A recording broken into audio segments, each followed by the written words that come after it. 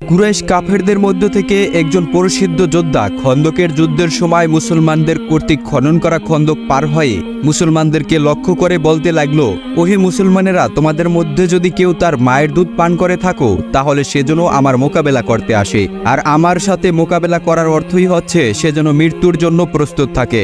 আমর ইবনে আবিদ দারের এই কথা শুনে কোনো মুসলমান তার মোকাবিলা করার জন্য সাহস দেখালো না, কিন্তু শেরে খোদা হযরত আলী রাদিয়াল্লাহু তাআলা আনহু দাঁড়িয়ে গিয়ে বললেন, ইয়া রাসূলুল্লাহ, আপনি আমাকে অনুমতি দান করুন, আমি এই কাফিরের মুখ বন্ধ করে আসি। হযরত আলী রাদিয়াল্লাহু তাআলা আনহুর বয়স তখন মাত্র 23 বছর ছিল।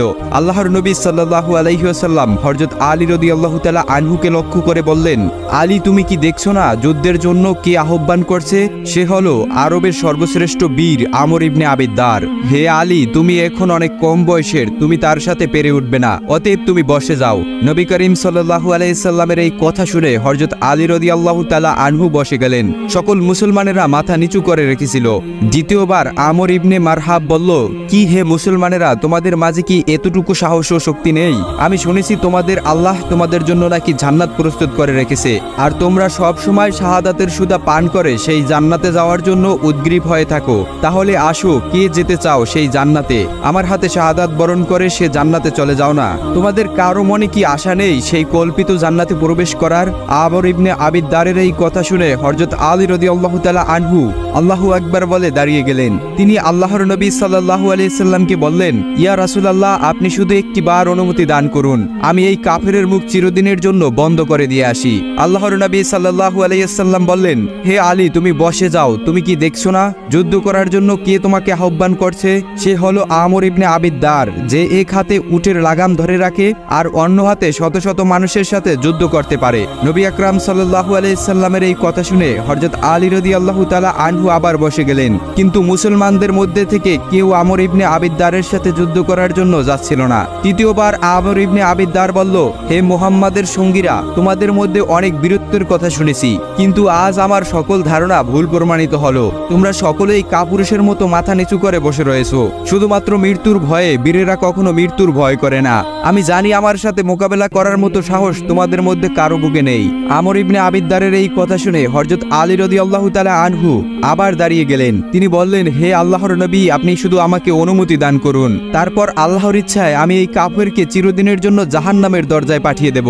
হযরত আলী রাদিয়াল্লাহু তাআলা আনহুকে এবার আল্লাহর নবী সাল্লাল্লাহু আলাইহি সাল্লাম বললেন, হে আলী, যাও, আমি তোমাকে আল্লাহর নামে আমর ইবনে আবিদ দারের সাথে যুদ্ধ করার জন্য প্রেরণ করছি। তুমি তাকে দেখিয়ে দাও মুসলমানদের ঈমানের জোর কতটুকু। আল্লাহর নবী সাল্লাল্লাহু আলাইহি সাল্লামের এই আদেশ পাওয়ার সঙ্গে সঙ্গে হযরত আলী রাদিয়াল্লাহু তাআলা আনহু তার হাতে জুলফিকার তলোয়ার নিয়ে যুদ্ধ করার জন্য আমর ইবনে আবিদ দারের সামনে উপস্থিত হলো। আমর ইবনে আবিদ দারের পুরো শরীর ছিল লোহার বর্মা দিয়ে আচ্ছাদিত। তার দুটি চোখ ব্যতীত আর কোনো কিছুই দেখা যাচ্ছিল না। হযরত আলী রাদিয়াল্লাহু তাআলা আনহু এর মতো একজন কম বয়স্ক যুবক আমর ইবনে আবিদ দারের সামনে এসে দাঁড়ানো মাত্রই আমর ইবনে আবিদ দার তাকে বলল, হে আলী, তুমি আমার পিতার বন্ধুর ছেলে, আমি চাই না তোমাকে আমার নিজ হাতে হত্যা করতে। আর তোমার মতো একজন কম বয়স্ক ছেলে যে কিনা মোকাবেলা করবে আমর ইবনে আবিদ দারের সাথে, তোমার সাহস দেখে তো আমি অবাক হয়ে যাচ্ছি। যদি জীবন তোমার কাছে প্রিয় হয়ে থাকে তাহলে আমি এখনো তোমাকে সুপরামর্শ দিচ্ছি, মায়ের সন্তান মায়ের কোলে ফিরে যাও। আমর ইবনে আবিদ দারের এই কথা শুনে হযরত আলী রাদিয়াল্লাহু তাআলা আনহু বললেন, হে আল্লাহ ও তার রাসূলের দুশমন, তুমি জানো না যে তোমার সামনে কে দাঁড়িয়ে আছে?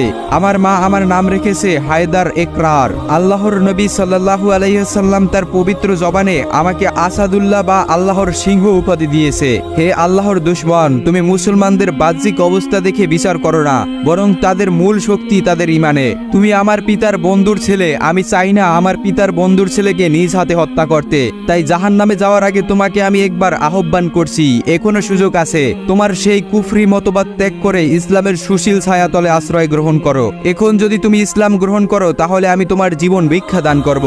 আমর ইবনে আবিদ দার হযরত আলী রাদিয়াল্লাহু তাআলা আনহু এর এই তেজোদ্দীপ্ত কথা শুনে বলল, তবে রে হতভাগা, তুই করবি আমার সাথে মোকাবেলা? এই বলে আমর ইবনে আবিদ দার হযরত আলী রাদিয়াল্লাহু তাআলা আনহু এর উপর এমন সজোরে একটি আঘাত করল যাতে শেরে খোদা হযরত আলী রাদিয়াল্লাহু তাআলা আনহু এর হাতে থাকা ঢালটি দ্বিখণ্ডিত হয়ে গেল এবং আমরের সেই আঘাত শেরে খোদার বাহুতে কিছুটা আঁচড় কাটল, কিন্তু তার তেমন কোনো ক্ষতি হলো না। তিনি সফলভাবে আমরের সেই আঘাতটিকে প্রতিহত করল। আমরের আঘাতের পরই হযরত আলী রাদিয়াল্লাহু তাআলা আনহু আল্লাহু আকবার বলে বলে আমরের মাথা বরাবর এমন একটি আঘাত করলেন যাতে আমরের সেই লৌহ বর্ম ভেদ করে তার মাথা থেকে পা পর্যন্ত পুরো শরীর দুইটি ভাগে পরিণত হয়ে গেল এবং আল্লাহ ও তার রাসূলের এই শত্রু চিরদিনের জন্য জাহান্নামের বাসিন্দা হয়ে গেল। শেরে খোদা হযরত আলী রাদিয়াল্লাহু তাআলা আনহু এভাবেই তার বীরত্বের প্রমাণ দিয়ে ইসলামের গৌরবকে রক্ষা করলেন। অপর একটি ঘটনা যেটি সহিহুল বুখারীতে বর্ণিত আছে, খয়বরের যুদ্ধে যখন কামুজ দুর্গ কারো হাতে বিজয় হচ্ছিল না, তখন আল্লাহর নবী সাল্লাল্লাহু আলাইহি সাল্লাম সাহাবায়ে কিরামদের লক্ষ্য করে বললেন, ও আমার সাহাবীরা, আমি আগামীকালকে এমন একজন ব্যক্তির হাতে ইসলামের ঝান্ডা তুলে দেব যার হাতে আল্লাহ রাব্বুল আলামিন খয়বরের বিজয় দান করবে। সেই ব্যক্তি আল্লাহর রাসূলকে ভালোবাসে এবং আল্লাহর রাসূলও তাকে ভালোবাসেন। আল্লাহর নবী সাল্লাল্লাহু আলাইহি সাল্লামের এই ঘোষণা শুনে সাহাবায়ে কিরাম রাদিয়াল্লাহু তাআলা আনহু সারা রাত ওদের আগ্রহে অপেক্ষা করতে লাগলেন কার হাতে পরদিন আল্লাহর নবী সাল্লাল্লাহু আলাইহি সাল্লাম ইসলামের ঝান্ডা তুলে দেবেন। পরদিন সকালে রাসূল সাল্লাল্লাহু আলাইহি সাল্লাম বললেন, আলী কোথায়? তাকে তো দেখছি না। সাহাবায়ে কিরাম আল্লাহর নবীকে বললেন, ইয়া রাসূলুল্লাহ, আলীর তো চক্ষু উঠেছে, এ কারণে সে অত্যন্ত অসুস্থ। চোখের পীড়া অসহ্য ব্যথার কারণে সে উপস্থিত হতে পারেনি। রাসূল সাল্লাল্লাহু আলাইহি সাল্লাম তখন তাকে বললেন, যাও তোমরা আলীকে ডেকে নিয়ে আসো। আল্লাহর নবীর হুকুম পেয়ে হযরত আলী রাদিয়াল্লাহু তাআলা আনহু সেখানে উপস্থিত হলেন। এরপর আল্লাহর নবী সাল্লাল্লাহু আলাইহি সাল্লাম তার মুখ থেকে সামান্য লালা বের করে হযরত আলী রাদিয়াল্লাহু তাআলা আনহু এর চক্ষুতে লাগিয়ে দিলেন, আর সাথে সাথে শেরে খোদা হযরত আলী রাদিয়াল্লাহু তাআলা আনহু এর চোখ খুব পরিপূর্ণ সুস্থ হয়ে গেল।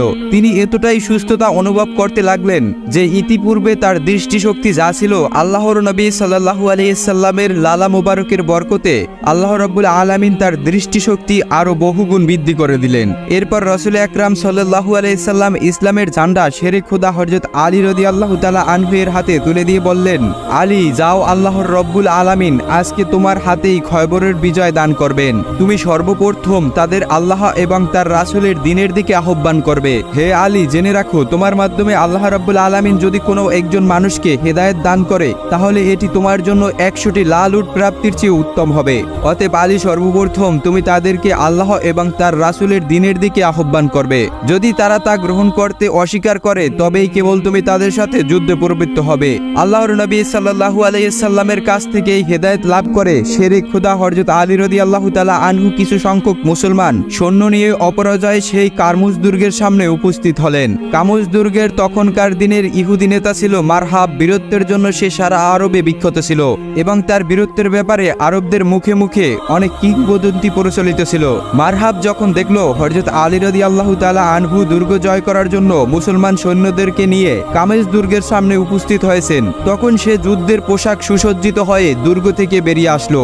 এরপরে সে মুসলমানদেরকে মল্লযুদ্ধের জন্য আহ্বান করে বলল, ওহে মুসলমান জাতি, তোমাদের মধ্যে কি এমন কোনো বীর আছো যে মারহাবের সাথে মোকাবেলা করার সামর্থ্য রাখে? তাহলে সে এগিয়ে আসুক আর সে পরীক্ষা করুক মারহাবের তলোয়ারের ধার কত শক্তিশালী। মারহাবের এই কথা শুনে শেরে খোদা হযরত আলী রাদিয়াল্লাহু তাআলা আনহু এগিয়ে গেলেন এবং তিনি বললেন, হে আল্লাহর রাসূলের দুশমন, তোমাকে জাহান্নামে পাঠিয়ে দেওয়ার জন্য আল্লাহর এই বান্দাই প্রস্তুত রয়েছে। হযরত আলী রাদিয়াল্লাহু তাআলা আনহুকে দেখে মারহাব বলল, জেনে রাখো হে মুসলিম, খয়বর জানে আমার বীরত্বের কথা এবং পুরো আরব জানে আমার তলোয়ারে কতটা ধারালো। জীবন যদি তোমার কাছে প্রিয় হয়ে থাকে তাহলে এখান থেকে তোমাকে সুপরামর্শ দিচ্ছি, তুমি মারহাবের সাথে যুদ্ধ করার ইচ্ছা পরিত্যাগ করে যেখান থেকে এসেছো সেখানে ফিরে যাও। মারহাবের এই কথা শুনে হযরত আলী রাদিয়াল্লাহু তাআলা আনহু বললেন, আমার মা আমার নাম রেখেছে হায়দার আর আকরাম। আমি একজন পরীক্ষিত যোদ্ধা। আমি ইসলামের ঝান্ডাকে উদ্দীর্ণ করার জন্য আমার জীবন বিলিয়ে দিতে প্রস্তুত রয়েছি। আর তুমিও জেনে রাখো, যার মধ্যে ঈমানের শক্তি রয়েছে তার তলোয়ারের জোর কতটা প্রখর হয়ে থাকে তা তুমি কল্পনাও করতে পারবে না। তাই আমি তোমাকে সর্বপ্রথম ইসলামের পথে আহ্বান করছি। ইসলামের সুশীল ছায়াতলে প্রবেশ করো, তাহলে তুমি নিরাপদ হয়ে যাবে। হযরত আলী রাদিয়াল্লাহু তাআলা আনহু এর এই কথা শুনে মারহাব বলল, আমি তোমার হাতে ইসলাম গ্রহণ করতে আসিনি, বরং আমি তোমার সাথে যুদ্ধ করতে এসেছি। এসো আমরা দুজনে যুদ্ধ করি, আর দেখা যাবে কার তলোয়ারের জোর কতটুকু।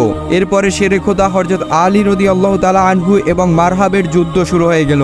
যুদ্ধের এক পর্যায়ে হযরত আলী রাদিয়াল্লাহু তাআলা আনহু মারহাবের মাথায় এমন জোরে একটি আঘাত করলেন যাতে তার লৌহ বর্ম কেটে গিয়ে তার শরীর দ্বিখণ্ডিত হয়ে গেল।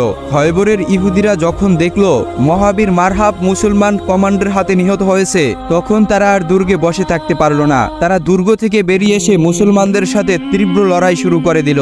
এই তীব্র যুদ্ধে এক পর্যায়ে হযরত আলী রাদিয়াল্লাহু তাআলা আনহু এর হাতে ঢালটি ভেঙে গেল আর তিনি সম্পূর্ণ ঢালহীন হয়ে পড়ল। শেরে খোদা হযরত আলী রাদিয়াল্লাহু তাআলা আনহুর হাতে কোনো ঢাল না থাকায় তিনি খয়বরের গেটটিকে তার বাম হাত দিয়ে মুষ্টিবদ্ধ করে ধরল। অতঃপর তিনি আল্লাহু আকবার বলে এমন সজোরে টান মারল যে খয়বরের গেট ছুটে এসে হযরত আলী রাদিয়াল্লাহু তাআলা আনহুয়ের ঢালে পরিণত হলো। পুরো যুদ্ধের সময় শেরে খোদা হযরত আলী রাদিয়াল্লাহু তাআলা আনহু সেই গেটটিকে ঢাল বানিয়ে যুদ্ধ করতে লাগলেন।